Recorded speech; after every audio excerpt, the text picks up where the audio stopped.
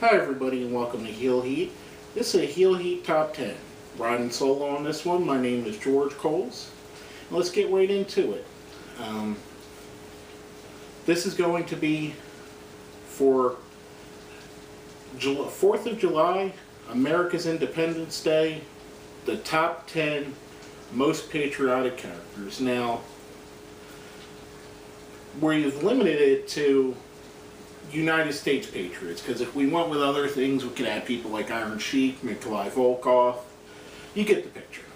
But we kept it to patriotic to the United States, and let's get right into it. Our number 10 guy, the All-American boy, Bob Backlund. In the mid 70s to early 80s, no one stood for what an All-American should be. You know, doing everything right, not breaking the rules, not taking a shortcut, standing up to guys like, like Koloff, like the Iron Sheik. Early on, one of the real people that you could look at, and at that time you could say to your kids, this is someone you should look up to be. Next, our number 9 is a tag team, the U.S. Express. Now, a lot of you people might not remember them. They weren't around that long. Barry Windham and Mike Rotundo.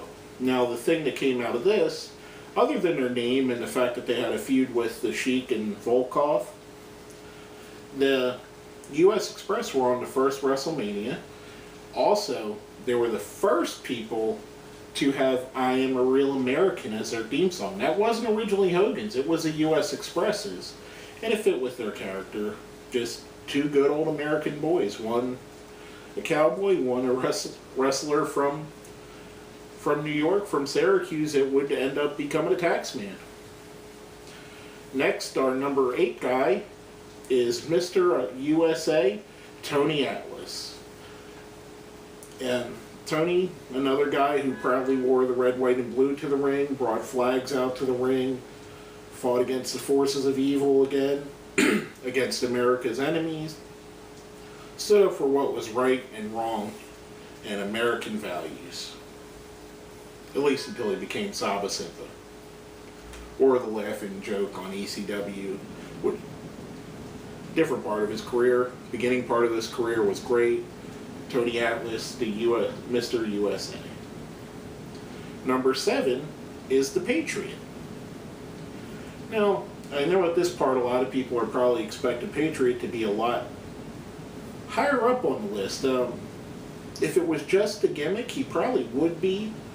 The thing of it is, the gimmick and the push, he never really got a great push. His greatest push was a feud against Bret Hart. Was a mid-card talent in WCW. Wrestled in the independent leagues, and he was a headliner on indie shows. Stood up, again, had red, white, and blue all over him, carried the flag to the ring, stood up for America when Bret Hart was dissing it. Gets on our list. If he could have became a champion or something, he probably would have been a little bit higher. Our number 6 guy is Lex Luger. Now, if you guys remember, there was a time before Bret Hart won the World Championship where Lex Luger had the Lex Express, painted red, white, and blue, going all around America, slamming Yokozuna on the, I believe it was a USS Constitution. Basically, he was fed up as, in my opinion, looking back at it, and even then, I thought they were grooming him to be the next Hulk Hogan. Didn't quite work out that way for one reason or another. But he did stick up for America, and he did fight the forces of evil, with Yokozuna and Mr. Fuji being the evil foreigners, as most of these guys wrestled. Our next guy is, our number 5 guy, is Hacksaw Jim Duggan. Now, again, much like the Patriot, if it was gimmick alone, he'd probably be up higher on the list. Duggan, other than in Mid-South, never got to really raise above the mid-card level. He did, however, he had the American flag, USA chants whenever he came out, wrestled the guys, of course, Sheik and Volkov, seems like everybody wrestled Cheek and Volkov on this list. Other guys, of course, in that time, guys like Earthquake, Dino Bravo, always stuck up for what was right, the American way. And he still remembered you can't have Duggan come out without the USA chant, even if he's wrestling an American wrestler. That's how tied into that gimmick he was. He would have got up a little bit higher if he would have been able to make it up the card, an Intercontinental run, a World Championship, WWE Championship, something around that lines. Our number 4 guy, woo, is the American Dream, Dusty Rhodes. And he is exactly what he says. The American Dream, a guy that looking at him shouldn't have made it, a guy that used every bit of talent he had, every bit, to go from a lowly plumber's son to a multiple-time world champion and one of the most popular wrestlers in the universe. Dusty, again, fought the Russians. His Russians were a little bit different. It was the Koloffs, Ivan and Nikita. But he wrestled against them and then teamed up with Nikita when America and Russia became allies. Dusty always stood up for the American way, often would wear an American bandana or an American flag on his shirt. He's the American dream. There's not much else you could say about him. Our number 3 guy is an American Olympic hero. Your Olympic hero. Oh, it's true. It's damn true. Kurt Angle. What can you say for a guy that won a gold medal for our country, broke his neck in doing so, still won it as an underdog, has represented the red, white, and blue his whole entire career, always has some sort of flag, some sort of motif on him that tells us he's American, has repeatedly draped the American flag around him.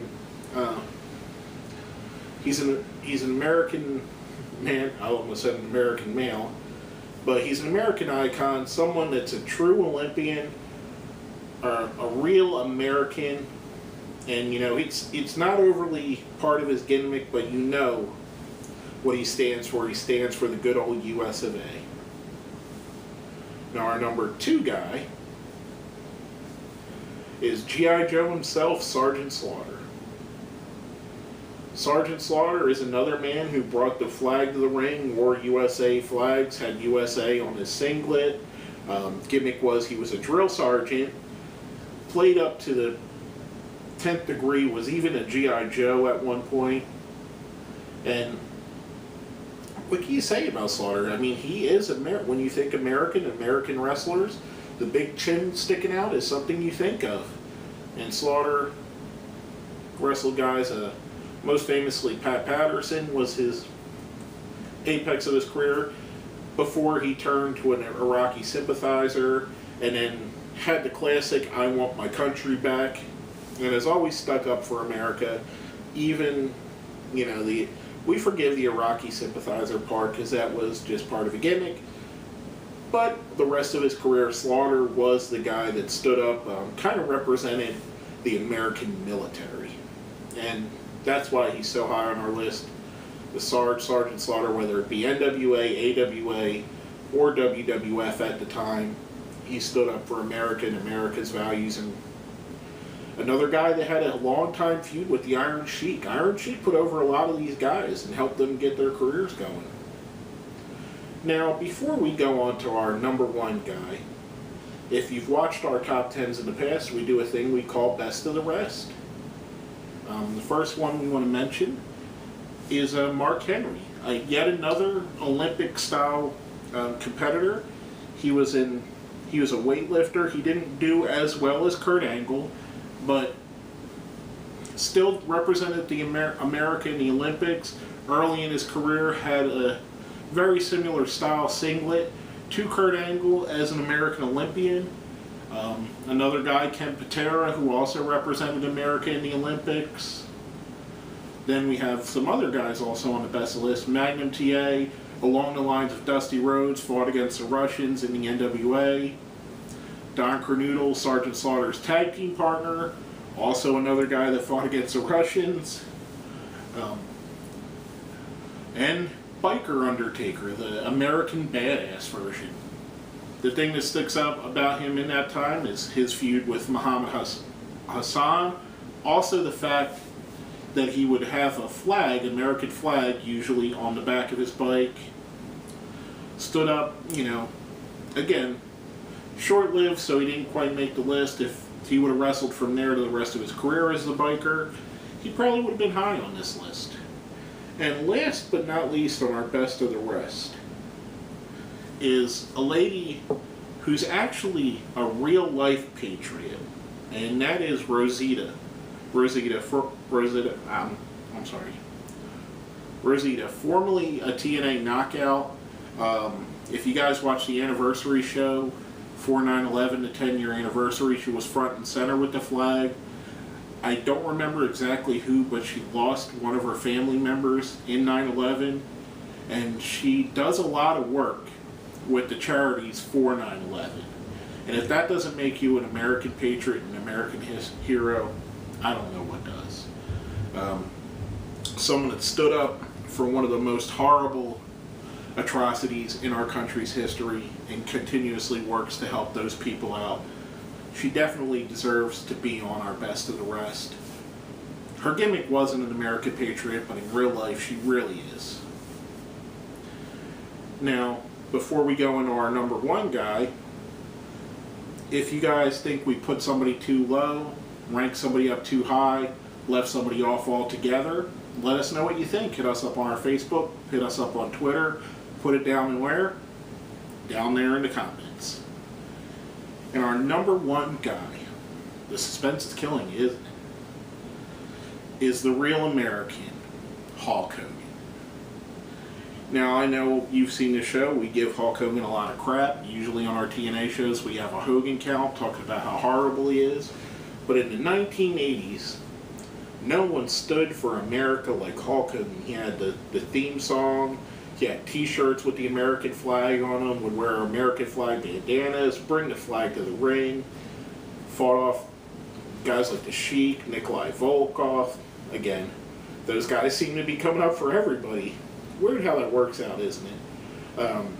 You know, everybody that would come and as a threat to America later on use the Mr. America gimmick. Hulk Hogan was, in the 80s, he stood for truth, justice, and the American way.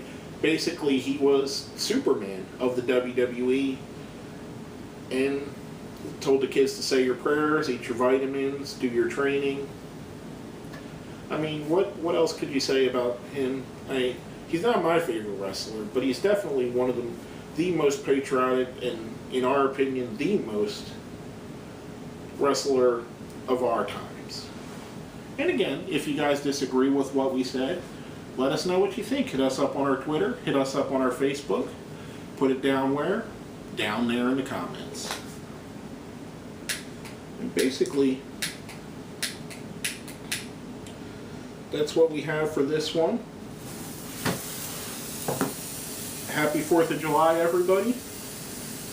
My name is George Coles, and this has been Heel Heat.